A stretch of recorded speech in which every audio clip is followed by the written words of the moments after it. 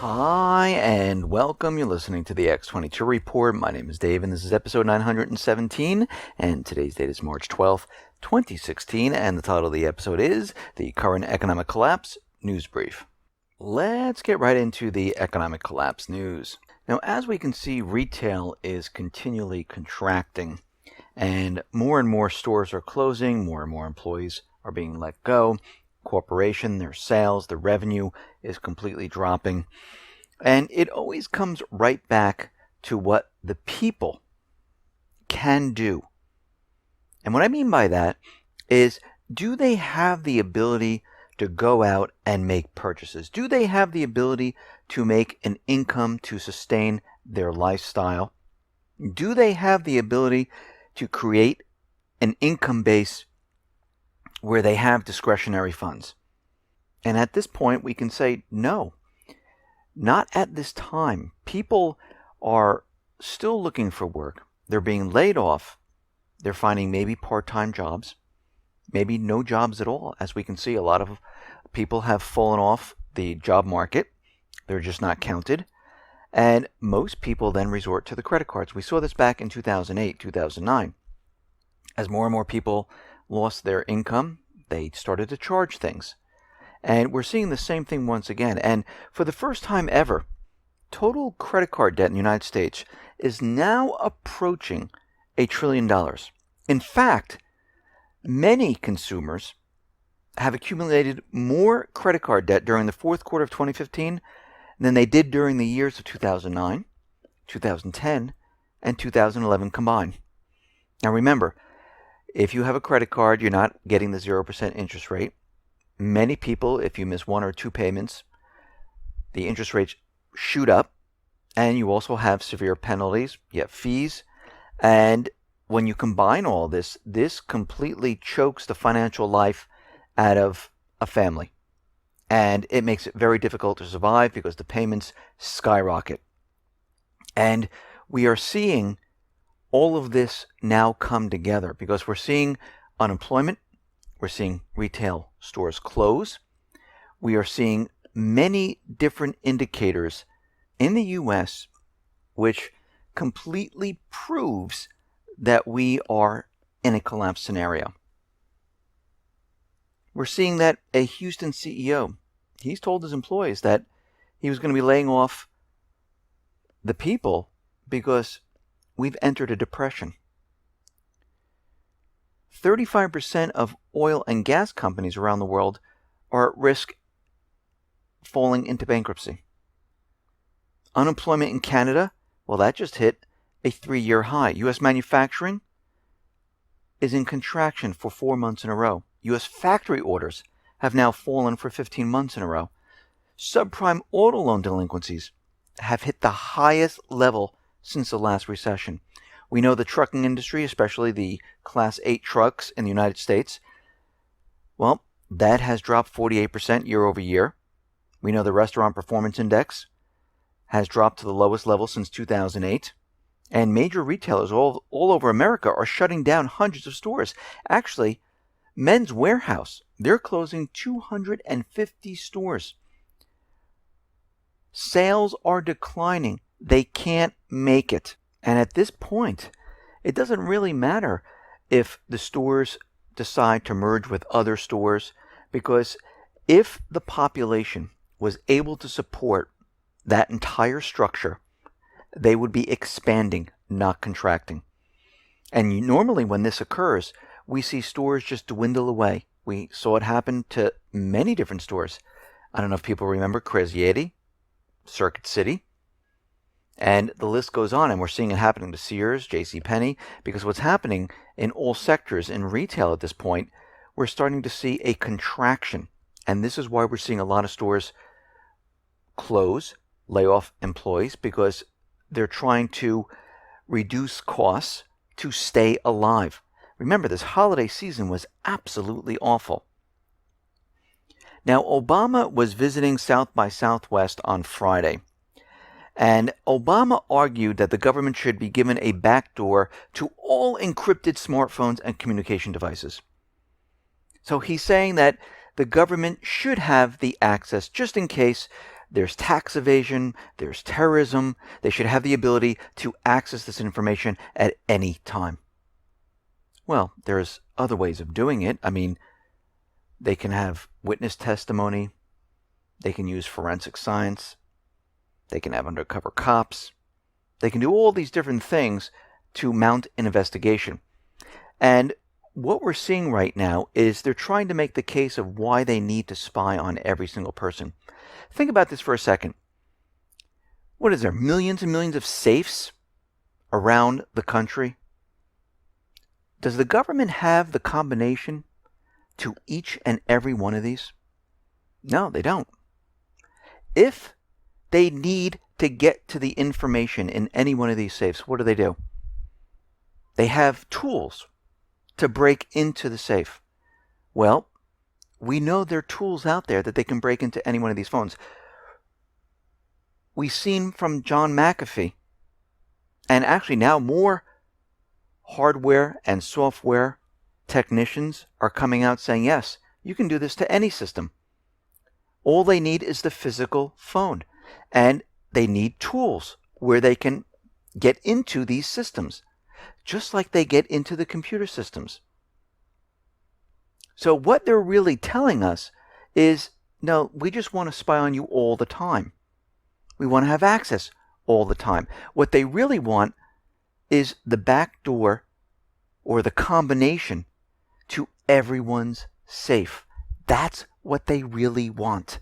But they're making this a really big deal to try to convince everyone they just don't have the tools to do this. And guess what? They really do. Now, North Korea, it's being reported now that there's a sub that has gone missing. We know that the U.S. and South Korea had the largest ever assault drill. And they're saying, we don't know where this sub is. It might have sank. It could be sailing to the U.S. to attack. Now, we'll have to watch this situation very carefully because, as we know, the U.S. government central bankers are pushing for a war, and we can expect a false flag. Now, is this the false flag? We don't know. Most likely the sub will turn up, but we need to keep an eye on what is really going on here, and it seems like they're using this propaganda to convince us that something could be happening, and this could be a lead-up to the major false flag. Now, we see the U.S. is taking issue on Iran's missile test. They're bringing it up to the UN Security Council. And their missile systems have nothing to do with the P5+1 agreement whatsoever. It's completely outside of the scope. Now, of course, they're trying to bring in, saying, oh, these missiles could carry nuclear weapons. But we already have confirmation from the IAEA saying, nope, there are no nuclear weapons whatsoever. And that was the whole point of the P5+1. Of all these countries signing off and removing the sanctions from Iran. But again, we see things are falling apart in the Middle East. We know the prize is Iran. We know Iran is not going to be selling the oil using the dollar. And this was what the deal was really about. It wasn't about nuclear weapons. It was about bringing in a central bank, putting the dollar on the natural resources, propping up the dollar. And we see that Iran is not going along with the central bankers. And this is the real issue. We see the UK is going to be sending more troops to Iraq. British troops are being sent to Iraq, and there's going to be more than 1,000 troops now in Iraq. It is the most UK military personnel fighting in the Middle East since the withdrawal from Iraq 7 years ago.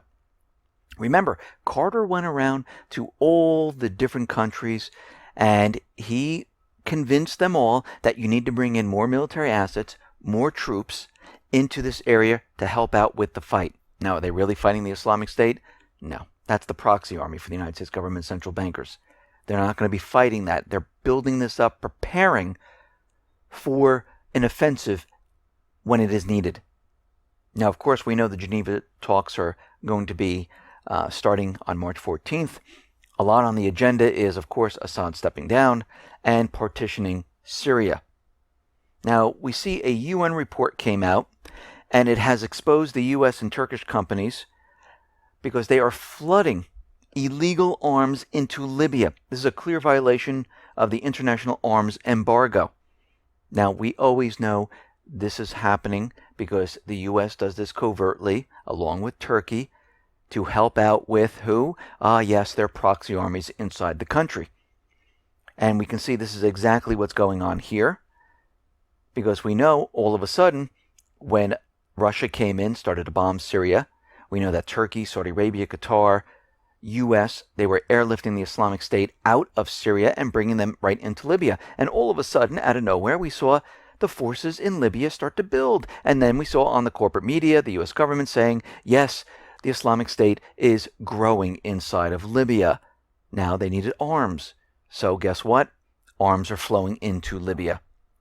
We see that the U.S. has their rocket artillery, which is based in Jordan, and it's going to be used to help fight in the war against the Islamic State. Now we know they're not going to be using it for that. This is a cover story, and they will be using it to fight, most likely, the Syrian armed forces.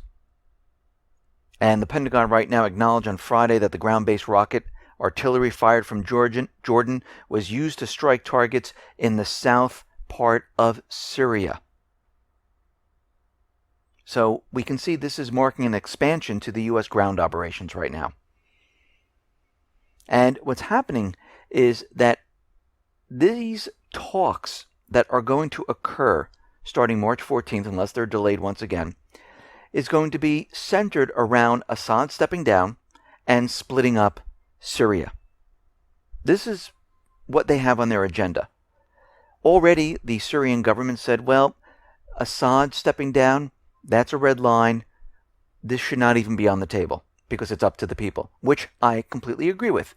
The people should decide who their ruler is in the country. If they're upset with their ruler, guess what? Everyone band together and have that ruler removed. Same thing here in the United States, same thing in Canada, same thing in Australia, same thing in the UK. If the people are really upset, let the people decide who their ruler is going to be. Well, I shouldn't say their ruler, I should say who's going to govern the country. And we see at this point, this most likely is where everything is going to break down. But we're going to have to watch the situation very carefully because, as we know, the U.S. only has these two agendas. The U.S. wants a pipeline built in Syria. They want the oil fields. They want the natural resources so it can be sold using the dollar. And eventually, they need to get into Iran. That is the last country they need to get into. And, of course, they need to get back into all the other countries because the people there are rising up and fighting the puppet government, the central bankers, saying, we don't want this anymore. And we're seeing it in Yemen. We're seeing it in Libya. We're seeing it in Lebanon.